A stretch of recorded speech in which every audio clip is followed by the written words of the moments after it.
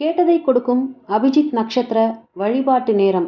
இந்த மாதம் டிசம்பர் எந்த அன்னைக்கு வருது, எந்த நாளில் வருது, எந்த நேரத்தில் வருது அப்படின்னு தெரிஞ்சுக்கலாம் வாங்க. டிசம்பர் 23ஆம் தேதி செவ்வாய்க்கிழமை அன்னைக்கு அதிகாலை 5:21 மணி முதல் 5:45 மணி வரை இந்த பவர்ஃபுல்லான 24 நிமிடங்கள் இருக்கின்ற அபிஜித் நட்சத்திர நேரம் வர இருக்கின்றது. மார்கழி மாதத்தின் அருமையான காலை நேரத்தில் இந்த மாத அபிஜித் நட்சத்திர நேரம் வந்திருக்கு. ஸோ தேவர்களின் காலை பொழுது நம்மளுடைய வேண்டுதலும் நிச்சயம் நிறைவேறும். தங்களுடைய வேண்டுதல் நிறைவேற அபிஜித் நட்சத்திர வழிபாடு இந்த மாதம் டிசம்பர் 23ஆம் தேதி அதிகாலை வர இருக்கின்றது. இந்த நாளினுடைய சிறப்பு, அன்றைய தினம் மார்கழி மாதமும் செவ்வாய்க்கிழமையும் இணைந்து சதுர்த்தி திதியும் வர இருக்கின்றது. இந்த நாளில் நம்மளுடைய அனைத்து நியாயமான பிரார்த்தனைகளும் நிறைவேறும் அற்புதமான 24 நிமிட அபிஜித் நட்சத்திர நேர வழிபாடு. இன்றைய வழிபாடு பார்த்தீங்க அப்படின்னா, விநாயகருக்கு அருகம்புல் மாலை சாத்தி வழிபடுங்க. கிருஷ்ண பெருமானின் படத்துக்கு அல்லது பெருமாளின் படத்திற்கு முன்பாக 2 அகல் தீபத்தில் நெய் விளக்கு ஏற்றி தீபம் ஏற்றுங்க. நெய் விளக்கு ஏற்ற முடியாதவங்க நல்லெண்ணெய் தீபம் ஏற்றுங்க. கிருஷ்ண பரமாத்மாவிற்கு துளசி மாலை அணிவியுங்கள். டிசம்பர் மாதம் இந்த மாதம் 23ஆம் தேதி அன்னைக்கு நம்ம அபிஜித் நட்சத்திரம் காலையில் பிரம்ம முகூர்த்த நேரத்தில் வந்திருக்கு. ஸோ இதை எல்லோருமே தவற விடாமல் யூஸ் பண்ணிக்கோங்க. இந்த அபிஜித் நட்சத்திர நேரத்தில் நம்ம கிருஷ்ண பகவானை வழிபாடு செய்வதன் மூலம் நமக்கு நீண்ட நாட்களாக நமக்கு இருக்கக்கூடிய பிரச்சனைகள் தீர்வதற்கு வழி உண்டாகும். நீங்கள் என்ன கேட்டாலும் இறைவன் உங்களுடைய புண்ணிய சக்திக்கு, நீங்கள் என்ன புண்ணியம் பண்ணியிருக்கீங்களோ அந்த இதுக்கு தகுந்தாற் போல பலன்கள் நிச்சயம் கொடுப்பார். வெற்றியை தரக்கூடிய நட்சத்திரமாக திகழ்வதுதான் இந்த அபிஜித் நட்சத்திரம்.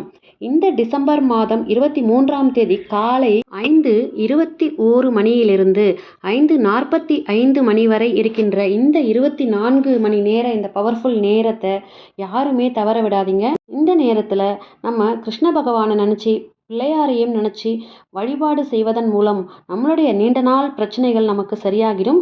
இந்த 24 நிமிடத்தை யாரும் தவற விட வேண்டாம். அவரவர் நலனுக்காக இந்த நேரத்தை பயன்படுத்தி கொள்ள வேண்டும். அபிஜித் நட்சத்திரம் பற்றி நம்ம கொஞ்சம் தெரிஞ்சுக்கலாமா? வாங்க தெரிஞ்சுக்கலாம். அபிஜித் நட்சத்திரம் அப்படிங்கிறது 28வது நட்சத்திரம். இது மகர ராசியில் உத்திராடம் 4ஆம் பாதம் மற்றும் திருவோணம் 1ஆம் பாதம் இதுக்கு இடையில வர்றது. பிரம்ம முகூர்த்த நேரம் என்பது எப்படி விடியற்காலையில் இருக்கின்றதோ அதே போல நண்பகலான 12 மணி என்பது அபிஜித் முகூர்த்தமாக சொல்லப்படுது. அந்த உச்சிக்கால நேரத்தில் தான் நாம் செய்யக்கூடிய எந்த ஒரு காரியமும் நமக்கு நன்மையை தரும் அப்படின்னும் சொல்லப்பட்டிருக்கு. அப்படிப்பட்ட வெற்றியை தரக்கூடிய நட்சத்திரமாக இருக்கிறது தான் இந்த அபிஜித் நட்சத்திரம். இது டிசம்பர் மாதம் 23ஆம் தேதி அதிகாலை வருகின்றது. இந்த குறிப்பிட்ட நேரத்தில் நம்ம வீட்டு பூஜை அறையில் இருக்கக்கூடிய விநாயகர் படத்திற்கும் கிருஷ்ண பகவானின் படத்திற்கு நான் முன்னாடியே சொன்ன மாதிரி நெய் விளக்கு தீபம் ஏற்றி வச்சிருங்க.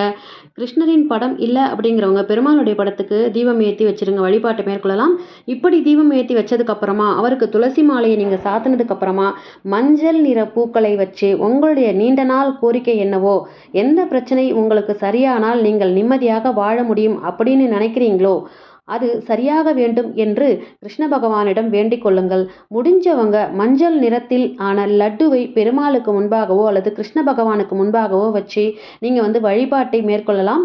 தீபமேற்றி முடித்த பின்னாடி இந்த அபிஜித் ஸ்துதியை 3 தடவை நீங்கள் மனசார சொல்லுங்க. அந்த அபிஜித் ஸ்துதியை நான் உங்களுக்கு இப்போ சொல்கிறேன். இந்த ஸ்துதி சொல்லும்போது நீங்கள் துளசியால் அர்ச்சனை பண்ணுங்க. ஆகமாந்து தீர அபஜிதாம்பர நக்ஷத்ராணாம் நாததீய ஜோதீனாம் நல கங்காதர பவதாரண சிவஸ்ய விஷ்ணு மெய்தீனாம் பவதாவலம் சுத பரிபாலய சரணாகத பாகிமாம். இந்த மாதிரி இப்பேற்பட்ட அதிசயத்தக்க நட்சத்திரத்தை நாம் எக்காரணத்தை கொண்டும் தவறாக பயன்படுத்தி விடக்கூடாது. நல்லதுக்கு மட்டுமே இந்த நட்சத்திரத்தை நேரத்தை நம்ம பயன்படுத்தணும். அப்படிங்கிறதுக்காக இந்த அபிஜித் நட்சத்திர நேரத்தில் நம்ம நல்லதை மட்டுமே நினச்சி பிரார்த்தனை செய்யணும். நல்லதை தவிர வேறு எதையும் நீங்கள் நினச்சி பிரார்த்தனை செய்யாதீங்க.